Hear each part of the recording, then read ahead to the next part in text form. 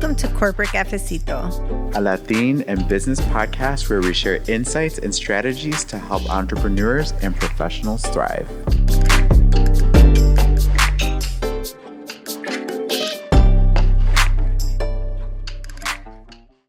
Bienvenidos. Welcome to another episode of Corporate Cafecito. Get your cup. Yo soy Nayeli Suarez Gas. Y yo soy Carlos Butler Vale. Yeah. So we are in the month of March. You should be hearing this March 2025. And you know what that means, Carlos? We are diving into International Women's Day for 2025. Yes. International. Well, don't just say one day. That's true. It is International Women's Month. Yes, that's right. It is a time to celebrate and to acknowledge the work of women in the workforce, Absolutely. In our lives, and just overall accomplishments. And I think a lot of times when we celebrate women, it's usually Mother's Day. But we have a lot of people who are not mothers, and That's we have right. a lot of achievements in the workplace that really need to be celebrated when we think about all the contributions our Latina sisters have done in the workplace. I love it. And why don't we first start by just acknowledging an entrepreneur, badass, right here, our Nayeli Suarez Gas. Because, sorry, I said it wrong. Nayeli Suarez Gas. That's right. Yeah. That's right. See? I always said if I had a cooking show, it would be called Cooking with Gas. I like it. See, there you go. And actually, now I will remember that. Yeah. So thank you for that. But, when I think about just amazing entrepreneurs, I think about you and just the fact that you have not been an entrepreneur in just one area, but in multiple areas. And it's going to, I think, be a good segue too into some of the conversation that we'll be having today around, to your point, the different accomplishments of women. So what can you tell us about just your own journey into entrepreneurship as a Latina? Well, I will tell you one, I feel like I had really good corporate experience so that when I made the leap, I was prepared to do everything. And then I figured out that I could not do everything. So I built a community around me of people who would support me and help me and push me. I actually have a group and we meet like once a month for Cafecito. That's great. And we call ourselves Las Primas. It's a group of other Latinas. Yeah, and the majority of us are entrepreneurs. That's great. And we're all Latinas. But I said, I wanted a group of people that would like support and push each other. I love but that. In a way that a prima does, which is we hug, we love, we tell you like, no, girl, that dress does not look good with those hips. But we also tell each other like, no, yeah, you can do it. That's great. And, a lot of them have been guests on Corporate Cafecito like architects, lawyers, trucking, logistics. I'm a big believer that I needed a community that would help me know my weaknesses, help me solve for them, but also keep pushing me forward and telling me, I think a lot of times when you are an entrepreneur, you're lonely because you don't have coworkers. As a Latina, we have not only the responsibility of our business and, our employees, we still have to take care of our parents and take care of our children. And, so I think, I'll do a shout out to Las Primas. That's awesome. I just love the family sort of orientation of it, but also the reality that you're all business owners and, that you've got to pay the bills at the end of the month. Mm-hmm. And, there's that level of encouragement, which I think is fantastic. And, quite frankly, I remember back to the first time that I even heard about International Women's Day, but also just Women's History Month. Yes. And I thought about the fact that it was a little difficult to process the fact that we even needed to have, I think, something like that. But, similarly to the way that I felt when, we had Black History Month and, some of these other celebration months. But honestly, I'm so glad because I think that if anything, it gives us just an opportunity to have these very same types of conversations. And as we'll talk about, there's been a lot of progress over the years, but there's still a significant amount of progress that needs to be made. 100%. And so just really quickly to kind of ground our audience, again, International Women's Day, particularly, even though, again, in the U.S., Women's History Month is celebrated in March. International Women's Day is just one day, which is March 8th. That's celebrated globally, which is fantastic. And it started out in the early 1900s with a movement around sort of better wages, voting rights, and improving Yeah. working conditions for women, which I think is fantastic. And this year's theme is Accelerate Action, which I feel like, given everything that's happening, not just in the US, but globally, it's such a fantastic Yeah. topic. And when you think of action, right? Like you think, well, I'm not going to say what you think. I'll tell you what I think of when I think of action. I think about mobilizing. I think about moving. I think about like that inspiration to get off my butt, Yeah. right? To drive action, to have movement, to do all those things, and accelerating it means like going faster. Yeah. You know, and Going harder. yeah, It's like and con las ganas. yes. Yeah.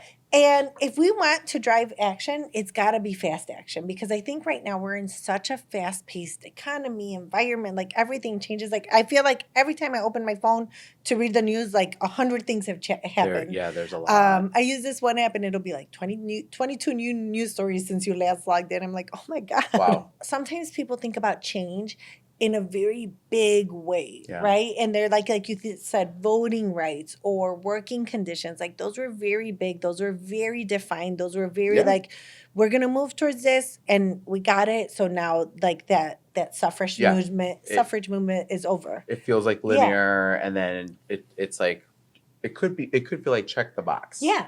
Like we did it and it's over. But I think when we think about accelerating action, it's got to be continuous action, and it's got to be like we're going to keep elevating. And then like, one of the things I always talk about is like, what am I doing for the person behind me? Yes. And then, I also think at this stage in my career, I'm just here to propel people forward. I love it. Like I want to lift you up and throw you farther than I got. And I think some of those actions are not always going to be as visible.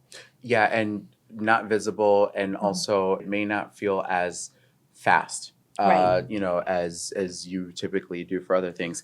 One other thing that I thought was really interesting was that this year in particular, UN Women also added this theme of for all women and girls, rights, equality, and empowerment, which I think is particularly when we think about our audience of not just Latin and also, folks who may be of Hispanic descent, but increasingly we're seeing that in our audience, we're seeing a lot of allies and supporters. Yeah, one of the things that we're going to keep talking about is this ability to continue to support all women, because when we think about intersectionality, the reality is that there obviously are still some disparities, which we'll talk about, I think, in a little bit. But, all in all, we're, again, so glad that we're even creating, obviously, an opportunity and space, for this, and that we're going to keep echándole ganas, and we're going to keep accelerating. So, Naili, one of the things that, I thought would be really interesting, and we were talking about, was this idea of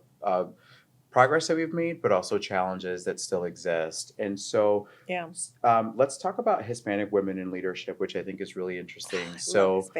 And I'd love to get your thoughts. Yeah. So only 1.6% of Fortune 500 CEO are Latinas. Let's stop there. What are your thoughts? One, I think that we are a very prepared community. I think sometimes we make the choice to not, I guess I am a CEO, but I don't want to be a Fortune 500 CEO. I like my family. Okay. I like having, I like being home on the weekends, or, being able to clock out at a certain time. And I think sometimes we do weigh that, reward benefit. Right. Yeah. Like if I'm going to be a CEO of a Fortune 500 company, what do I have to give up to do that? Yeah.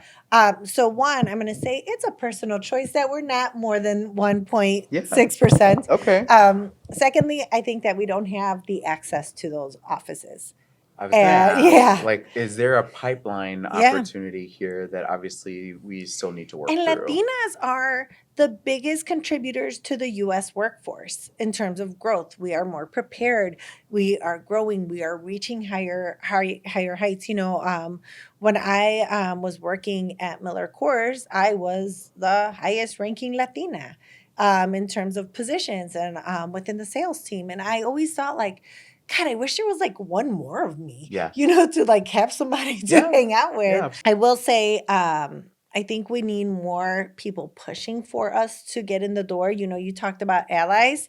I always felt like I had really powerful people who saw the value of my work and who Yeah. pushed me. And you know, I remember one of them when I went to Texas and I was working with PepsiCo.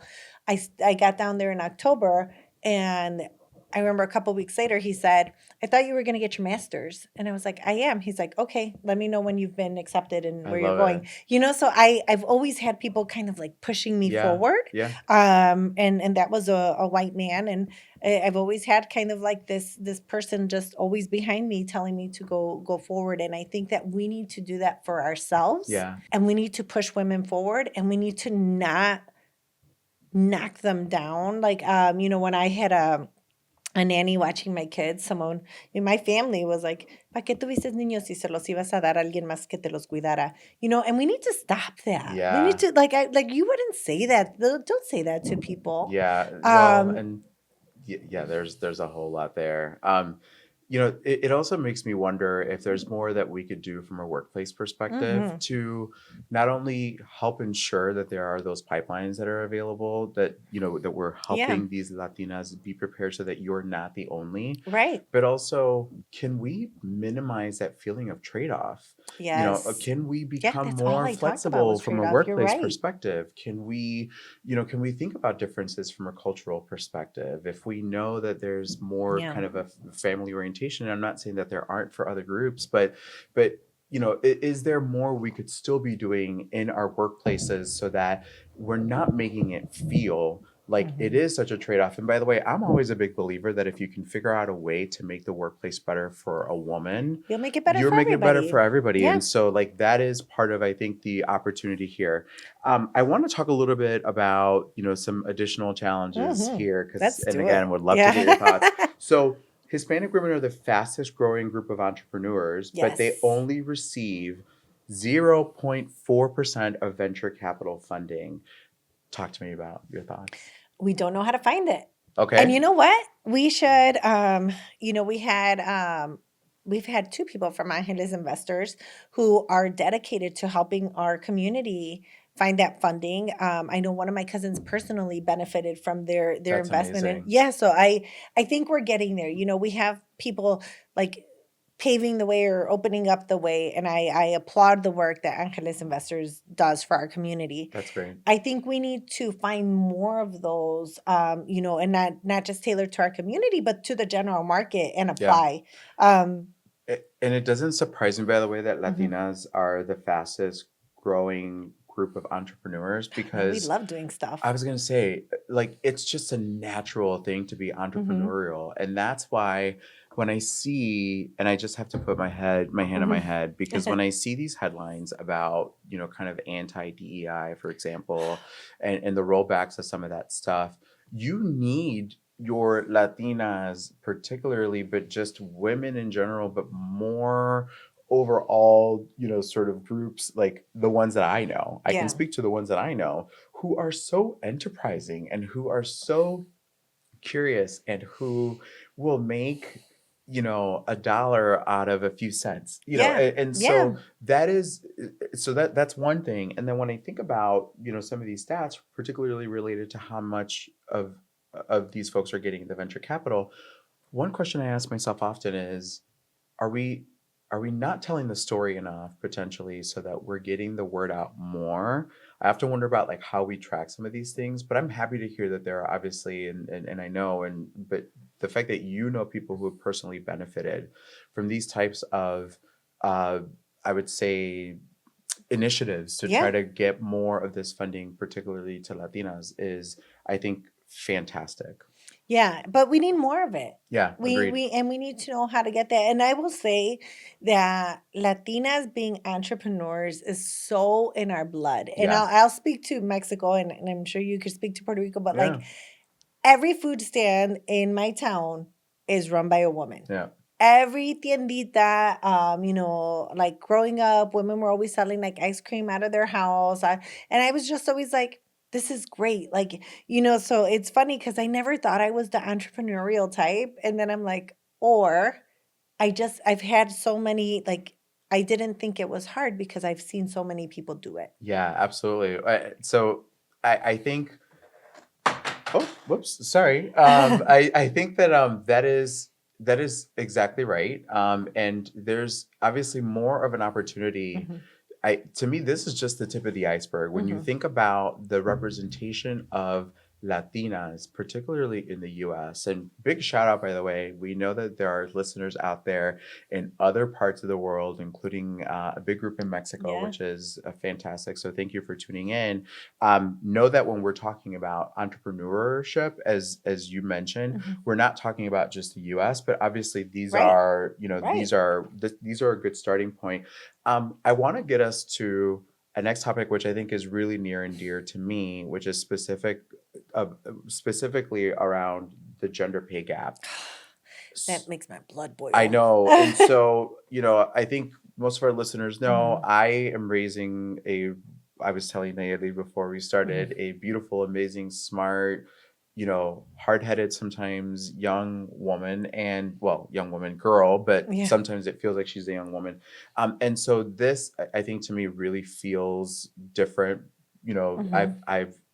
I was raised by women in my home, and so again, I think that that feels tough to hear. We've heard the stats that women generally, as a group, earn 82 cents to the dollar, but if we take it a step further, again, talking about intersectionality, talking about for all women, as the UN, is trying to Yeah. get us to think about it, Latinas earn 57 cents to the dollar 57 cents. compared Isn't that to white ridiculous? men. And Yes. so talk to me a little bit about, because I think Yeah. one of the things that I love about your journey in entrepreneurship is that you have been really thoughtful about that, and you've tried to, again, lift as you climb, Yeah. talking about, one of our previous episodes.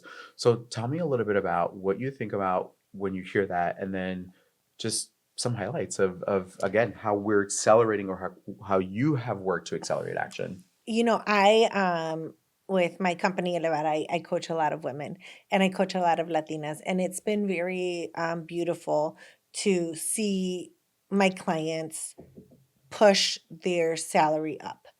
And I will tell you the number one reason why I think a lot of people don't negotiate is out of fear, because they're like, what if they take the job offer away from me? What if they, I'm like, all they can say is no. Hmm.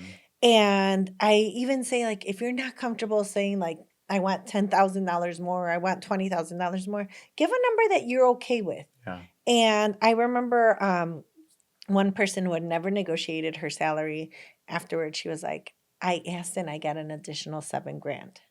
In addition to Her, what they had asked yeah, for. what Okay, they had that's offered her. amazing.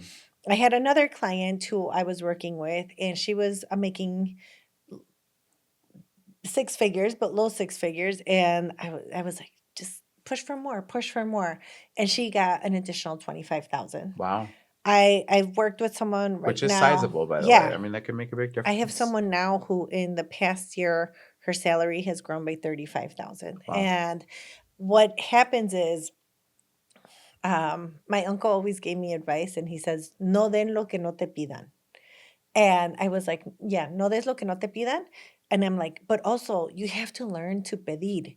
You have Hmm. to learn to say, like, no, Yeah. that's not enough. Or A hungry mouth that doesn't speak does not get fed. yeah. Yeah. And so, like, you have to tell people what you want, what you're worth. Yeah. But then sometimes culturally, like, our parents will be like, "Ahí estás bien. Like, what are Yeah. you doing? Why Yeah. would you do that? What if they take it away from you?" Yeah, And then they get exactly. in our Something is better head. than nothing, Right, right. Yeah. And or they've treated you well, or when I was had my pregnancies, or when I was in the hospital, they'd be like, look how good they've been to you. Yeah. Because back when my parents were working, they were on assembly lines. So to be off of an assembly line was a big deal if your boss would okay it. So now we think about work-life balance and working from home and all those things, and my parents still can't get their head around it sometimes. Yeah. And so they're like, no, no, no, ahí te tratan bien. Like, don't rock the Yeah. boat. Yeah. So I think sometimes we get in our heads about asking for more money, Yeah. but I'm also going to challenge any HR professional to just give the right offer. Yeah. Give the right offer. Like, And we will, yeah, we and will not just negotiate if we get an offer that matches what we expect. yeah, and I would say, sorry, I didn't mean No, no, to cut no. you off. One of the things that I'm going to take that a step further. I'm going to say anybody who's a people leader, we're looking at you Yeah. and we're saying it's your responsibility to advocate for your people. HR is HR. They're going to look at their guidelines. They're going to look at Right. this. They're going to look at that. And, quite frankly, they're going to try to figure out how they can save the company some money. Some money, yeah. But, if you're not advocating for your people, Right. that is where it starts. And so absolutely, I think that is such a key thing. Yeah. And so we have obviously a way to go. But we'll get there. Absolutely. And you know what, again, we're making progress. We just need to accelerate. Right. Accelerate action, right? progress. Accelerate action. And so, speaking to progress, I think, one thing, because it's not all doom and gloom. There has been some success, and obviously you're aware. A lot of for many years now, my background has been on trying to advocate for all women, but and people in the workplace. But this actually stood out to me, which I really appreciate. So women hold around 32% of senior leadership roles globally. Yeah. But when we think about that, so again, not to be all doom and gloom, but when we think about that, obviously, particularly Latinas and Black women are still pretty significantly underrepresented in those roles. And so, again, one of the things I think for me that's important is this concept of lift as you climb. And so, again, if you are an ally, if you are a supporter of someone who benefits from this work, obviously for anyone who considers themselves, Latina, or even in that case, we advocate for all folks, right? Right. But keep that in mind, because that is so important. And if you're the first, you talked about being the first in certain spaces, make sure that you're lifting as you climb. Think about how you are potentially helping set up others and bringing them along with you while you're there. Don't wait also, until one later. of the things that upsets me is if you have a woman leader, like, back her up. Oh, I love that. So many times we get a woman leader and you're used to working for men, and so you're resentful, or you don't know how to work with her, or you think she's a bee because she's aggressive, and it's like, give her a shot, help her. Yeah, absolutely. Help her. Don't let them drown, right? Or don't let them fail. Figure out how you can be a part of that success recipe. Right. How do I help you? Because it's going to help all of us. Absolutely. And, go ahead. No, I just think when we think about women leadership roles, I think it's really cool that Mexico has a female president, because I didn't think I would see that in my lifetime. That's amazing. But I think we're getting there. We're pushing the boundaries. And so when we think about accelerating action, which is this month's goal, it's, how do we make more of that? How do we help women who are in that leadership position get to a different level? Well, this is a perfect segue as we wrap up the episode to just keep some things in mind for folks, right? So when it comes to how to support entrepreneurs, now that we've talked about the fact that Latinas are obviously the highest sort of entrant into that space, make sure that you, one of the things that we want to do is encourage all of you to support a woman-owned business. It doesn't have to be all of them, but, obviously just even start with one or two or a few. There are great lists out there that even will tell you locally. I think, for example, Yelp is a really great resource where they will, share if they know. But most of us probably know a woman-owned business. And think about it. I'm going to give you the simplest things. Buy your tamales from a tamale lady. Yeah, love it. Go to the Latina-owned cafecitos, cafes and stuff. Go online. You'll see so many brands that are Latina-owned that are selling stuff. Like, I buy most of my T-shirts, and even my earrings. These were made by a Latina. Yeah. So I think that we have like in our community, we know where they are. Support them. Yeah. Encourage them. Like, share, follow them, because having followers is a big deal, especially as you're starting out a new business. And when you have an experience, if you have a bad experience, talk to them instead of posting about it. Like, say, especially, if someone just opened up their business and maybe didn't make your latte the right way, just be like, hey, you know what, this feels a little off, can you remake it? Instead of being like, I'm never coming here, because we're trying really hard, and as an entrepreneur, by the time you open a business, you have put so much money and thought and love into it. And know that, like, I always say, like, I think it was 60% of new businesses will fail within the first year. Yeah. So imagine if we could keep them alive an extra year just through support. Absolutely. And I would say if you ever do need some help, we have had several entrepreneurs on Corporate Cafecito. So please make sure that you go to guest page. Yeah, absolutely. So again, we talked about this a little bit, but advocating for pay equity, Yep. That's a role that anybody can play. That's something that anyone can play a role in. And then, of course, one of the things that you've talked about, I think, a lot, which is that mentorship and sponsorship. It's really important for all women, but particularly for Latinas. And, go ahead. Remember, mentorship is I will help you along your way. And sponsorship is I will bet my reputation for yours. And so there's that difference. But find yourself a mentor. A mentor's an amazing sounding board. It's someone who's going to volunteer their time to help your career path, to help you find your way, to answer questions, to walk through of like, when that happened to me, this is what I did. Yep. So find a mentor and just listen to them. Well, I love it. And then, one of the things that we talked about is we're wanting to just learn more from you is to tell us how you are celebrating International Women's Day. Tag us on social, leave a comment, go on to Corporate Cafecito, or either one of us. But, the reality is that, again, as we're thinking about accelerating action, it's always good. And I know our community tends to be a little shy about sharing some of these things because we don't want to feel like we're gloating or anything else like that. Please, please, please keep in mind, and I've gotten messages about this. I'm sure you have too. People really connect and resonate with what others share. And so this is not about gloating. This is not about, we want to see you win because you're going to inspire other people to win. Absolutely. So the way we do that is by sharing more and obviously just giving people, I think, some cool, new, maybe different ideas or just even some encouragement. Exactly. Perfect. 100%. Awesome. All right. Well, I will be celebrating, actually, Las Primas and I will be celebrating Women's Day by having a cafecito together and just kind of celebrating each other. So find your community. At a Latina-owned cafe. Yes. That's awesome. Sounds good. Thanks so much. We are so grateful for you tuning into Corporate Cafecito, and we will see you soon.